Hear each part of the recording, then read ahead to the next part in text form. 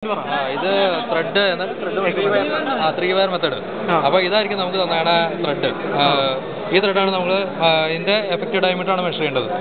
അപ്പോൾ നമുക്ക് എന്ന് വെച്ചാൽ ഇതാണ് ത്രെഡ് ഗേജ്. ത്രെഡ് ഗേജ് പേര് ത്രെഡ് ഗേജ് അല്ലേ? എന്ത് സാധനം ഈ ത്രെഡിന്റെ പിച്ച് മെഷർ ചെയ്യുന്ന സാധനമാണ്. അപ്പോൾ ഇതിനകത്ത് ഇങ്ങനെ കുറെ പല്ലുകളുണ്ടാവും. ഇതിനകത്ത് കുറെ സാധനങ്ങളുണ്ട്. ഇതിങ്ങനെ നമുക്ക് തിരിച്ചു മറിച്ചൊക്കെ ഓരോന്ന് നോക്കാം. അപ്പോൾ ഈ സാധനം എന്താ ചെയ്യേണ്ടതെന്ന് വെച്ച് കഴിഞ്ഞാൽ ഈ സാധനം നമ്മൾ ഇതുമേ ഇങ്ങനെ വെച്ച് നോക്കാം. വെച്ച് നോക്കിയിട്ട് നമ്മൾ വെളിച്ചത്തേക്ക് പിടിക്കും. വെളിച്ചത്തേക്ക് പിടിച്ച് കഴിയുമ്പോൾ ഈ ഗ്യാപ്പ് ഉണ്ടാവരുത്. എടാ പൊട്ടാ, ഈ സാധനം ഈ വെളിച്ചത്തേക്ക് വെക്കുമ്പോൾ വെളിച്ചത്തേക്ക് വെക്കുമ്പോൾ ഗ്യാപ്പ് ഉണ്ടാവരുത്. ഗ്യാപ്പ് ഉണ്ട്. അപ്പോൾ ഗ്യാപ്പ് ഉണ്ടാവരുത്. അപ്പോൾ നമുക്ക് ഈ റീഡിങ് നോക്കാം. പലതായിട്ട് നമ്മൾ ട്രൈ ചെയ്യണം. പക്ഷേ ഈ ഇതാണ് തന്നെയെന്നുണ്ടെങ്കിൽ 1.5 ആയിരിക്കും മിക്കവാറും. അപ്പോൾ 1.5 ആണ് പിച്ചെന്ന് മനസ്സിലായി. അപ്പോൾ നമ്മൾ അവിടെ നിൽക്കുന്നുണ്ട് ആ ടേബിളിനടുത്ത് ഒരു ചാർട്ട് വെച്ചിട്ടുണ്ട്.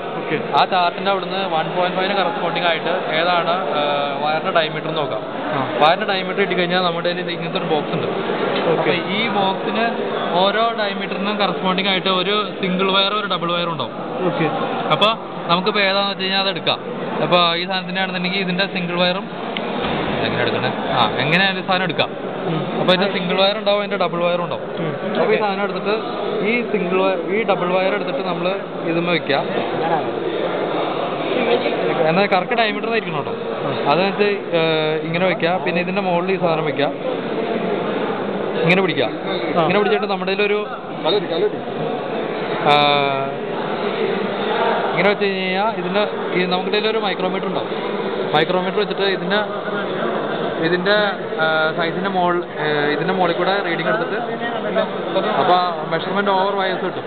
അതുകൊണ്ട് അത് ഫോർമുലയിൽ ഇട്ട് കഴിഞ്ഞാൽ നമുക്ക് എഫക്റ്റീവ് ഡയമീറ്റർ കിട്ടും.